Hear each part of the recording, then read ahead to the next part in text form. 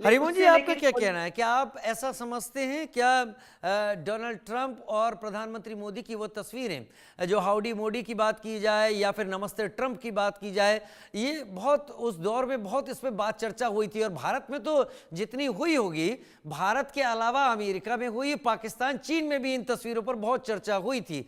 और शायद ट्रंप के रिपीट होने के बाद अभी भी अगर आप हमारे पड़ोसी देशों के जो बड़े मीडिया हाउसेज हैं उनकी हेडलाइंस को अगर आप स्टडी करें तो वहां कुछ बहुत यही चर्चा हो रही है। क्या ऐसा होता है, और क्या ऐसा होने से देश अपने स्ट्रॉन्ग जो रिलेशंस है, मतलब मेरा कहने का मतलब कोई टफ कहीं पर सिचुएशन है तो उसे सॉफ्ट कर लेते हैं क्या?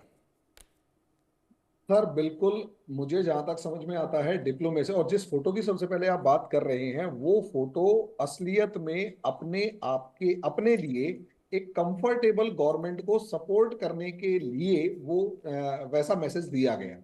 यानी मोदी जी अगर ट्रंप के इलेक्शन ईयर के अंदर जाकर उनके साथ कोई रैली कर रहे हैं और इंडियंस को जाकर समझाने की कोशिश कर रहे हैं कि यार आप ट्रंप जी को वोट दे दीजिएगा, क्योंकि मुझे ऐसा लगता है कि बराक ओबामा के साथ भी मोदी जी ने काम किया था। मतलब बराक ओबामा भी 2 साल रहे थे जब मोदी जी चुन के आए थे 2014 में।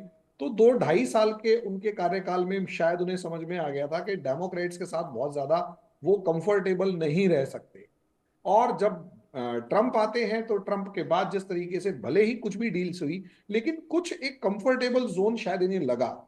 और मुझे ऐसा लगता है कि अगर हम डीप स्टेट के कंसेप्ट के ऊपर जाएं कि डीप स्टेट जिस तरीके से या सो कॉल्ड लिबरल्स और ये सेक्युलरिज्म के जो शगुफा छेड़ने वाले या जो मतलब एलजीबीटी क्यू जिसे हम डीप स्टेट कह रहे हैं इन शॉर्ट, ये डीप स्टेट को सपोर्ट करने वाली गवर्नमेंट्स असलियत में एक लाइन में खड़ी हैं, जिसमें ट्रूडो से लेकर बाइडन से लेकर ये एमेनुअल मैक्रोन से लेकर स्टारमर से लेकर ये सारे के सारे एक तरफ खड़े हैं, और दूसरी तरफ वो लोग खड़े हैं जिनको ये डीप स्टेट सरकारों में आने से रोकता है। उसमें अमेरिका में ट्रंप है, फ्रांस में लीपेन है, इटली के अंदर जॉर्जिया मेलोनी है, इंडिया के अंदर मोदी है। ये मुझे एक बहुत ही क्लियर डिवाइड नजर आ रहा है, जिसके अंदर ये जो नेशनलिस्ट हैं, नेशनलिस्ट फोर्सेस आपस में लड़ती हुई तो जरूर नजर आती हैं कि मुझे ट्रेड बैरियर्स आप कम दीजिए, मुझे ट्रेड मतलब मुझे टैक्स लगाना है, मुझे ये बेनिफिट दो वो बेनिफिट दो। लेकिन इन सबके सामने एक जो कॉमन एनिमी खड़ा हुआ है, वो कंपनीज का वो ग्रुप है जो सबको इन सब में on the name of liberalism, on the name of globalisation, on the name of privatisation पूरी दुनिया की पॉलिटिकल पार्टीज को, पूरे दुनिया के सिस्टम को कंट्रोल करना चाहते। उधर ट्रंप लड़ रहे हैं, इधर मोदी लड़ रहे हैं, और पॉसिबली वो फोटो मुझे इन दोनों का हाथ मिलाते हुए नजर आ रही है कि देखो भाई, हम एक साथ आकर अगर खड़े होते हैं तो इन पावर्स को पीछे हटा सकते हैं। यही रीजन है ट्रंप ने आते ही सबसे पहले ट्रूडो को एक तरीके से बैशिंग करना शुरू किया, स्टारमर पर बैशिंग होती है। इसी तरीके से अगर आप देखेंगे तो हमारे को साफ दिखाई देता है कि इमैनुअल मैक्रो भी अछूते नहीं रहे। जर्मनी के अंदर जो गवर्नमेंट है उसको उसको भी डिस्टेबलाइज कर दिया गया। क्यों?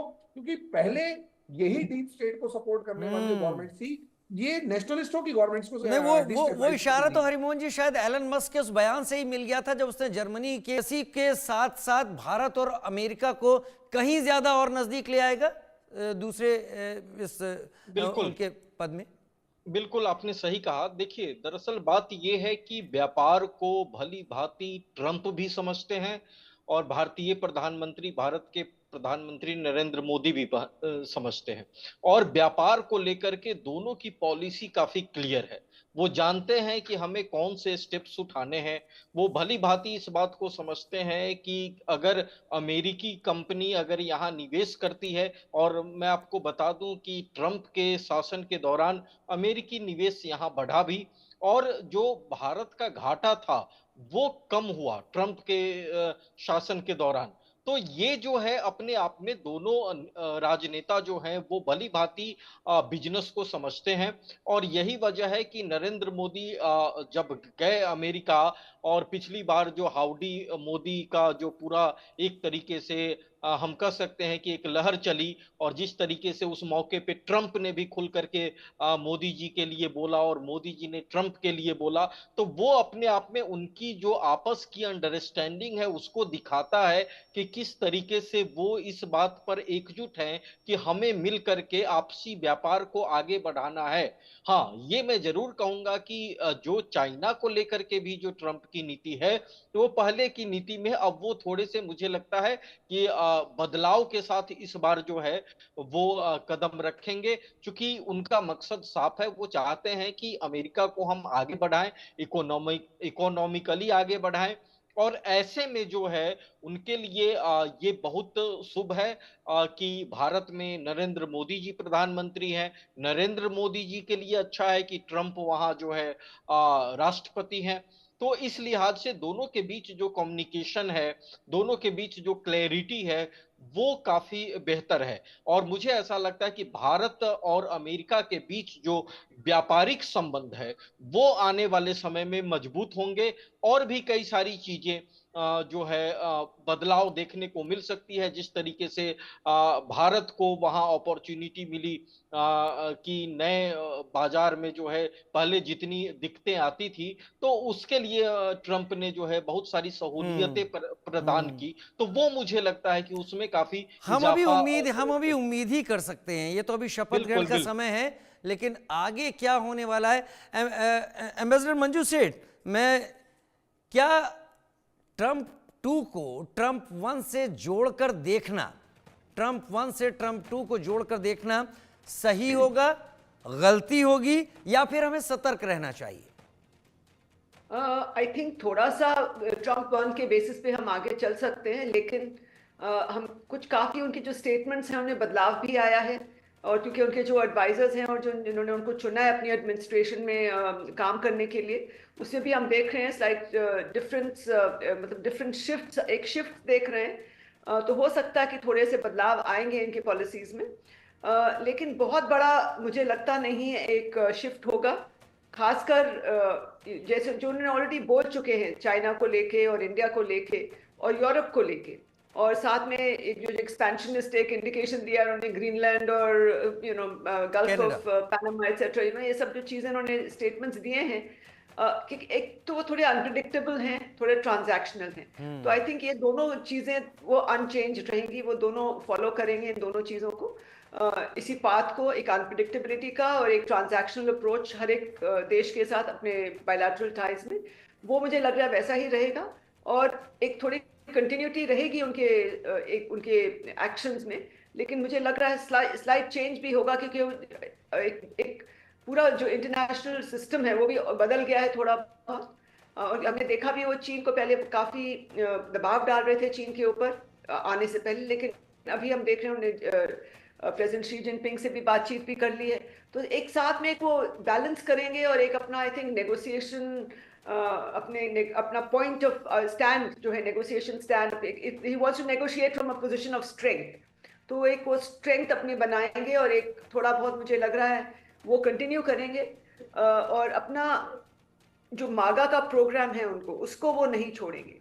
लेकिन साथ ही में वो एक ओवरनाइट तो हो नहीं सकता है, लेकिन जो मैन्युफैक्चरिंग वहाँ वो करना चाहते हैं, और वो जो फ्रैकिंग तो खैर करना चाह रहे हैं वो तो कंटिन्यू है, उसको और बढ़ाएंगे। लेकिन मुझे लग नहीं रहा कि बहुत ज़्यादा बदलाव आएगा, एक आएगा जरूर, डिफरेंट रहेगा ट्रम्प टू का कार्यकाल ट्रम्प वन के। ट्रंप वन अमेरिका फर्स्ट था, Trump two make America great again है। मेजर जनरल सिवाज भी मेरे साथ जुड़े हुए हैं। मेजर जनरल सिवाज, यही सवाल मैं अगर आपके सामने रखूं, क्या ट्रंप टू और ट्रंप वन को लेकर हमें सतर्क रहना चाहिए, या ये ठीक है, या इसमें कुछ गलती है? आप किस तरीके से इसको एनालाइज करते हैं? देखो राजीव, ट्रंप वन हो या ट्रंप टू हो, जो डोनाल्ड ट्रंप हैं वो अमेरिका को अपना फर्स्ट देख के चलेंगे। इकोनॉमिकली क्या अमेरिका के लिए बेटर है वो करेंगे। तो ये सच्चाई है, कई जगह जहाँ पर हमारे और अमेरिका के कन्वर्जेंस है तो वहाँ हमें बहुत फ़ायदा होगा, इसमें कोई शक नहीं। जैसे कि क्वाड को लेके, जैसे चीन को लेके, दोनों के आपस में कन्वर्जेंस है।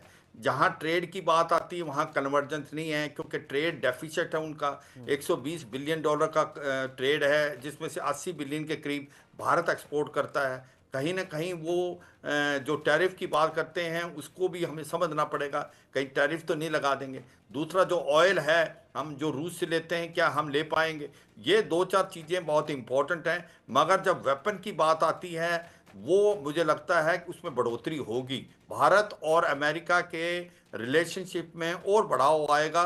वैसे तो सच्चाई है 2000 के बाद हर साल बढ़ता जा रहा है, मगर अब डोनाल्ड ट्रंप एक ऐसे आपको लीडर हैं, वो डायनेमिक हैं, वो पुश ज़्यादा करेंगे। मैं ये कहूँगा राजीव, तीन चीज़ें जिस प्रकार से उन्होंने ऑफ द कफ बोली हैं, सब सोच रहे हैं। एक तो बोला है उन्होंने पैनामा कैनाल, ग्रीनलैंड और जो कनाडा 51st स्टेट, ये बड़ी सोची समझी बात बोली उन्होंने। ग्रीनलैंड को पहले लेते हैं। ग्रीनलैंड ट्रूमैन जब सेकेंड वर्ल्ड वॉर के बाद प्रेसिडेंट थे, उन्होंने भी सोचा था कि इसको खरीदा जाए। उसकी वजह क्या है? आर्कटिक में पहले बर्फ थी और वहां से सी लेन नहीं थी, मगर अब क्या हो गया है, वहां बर्फ पिघल गई है, सी लेन बन गई है। तो यूरोप से नॉर्थ अमेरिका के लिए शॉर्टेस्ट रूट है आर्कटिक, और वहां पर चीन और रूस ने दबदबा बनाया है। अगर अमेरिका ने अपना दबदबा बनाना है तो उसके लिए ग्रीनलैंड बहुत इंपॉर्टेंट है। वो अब आप कहेंगे कि क्या ग्रीनलैंड जब बिखना नहीं चाहता, डेनमार्क का एक प्रकार ऑटोनमस रीजन है, ये एक प्रेशर टैक्टिस है। कितना क्या होगा वो समय बताएगा। इसी प्रकार जो पैनामा कैनाल 2004 से लेके 1904 से लेके 1914 तक किसने बनाई?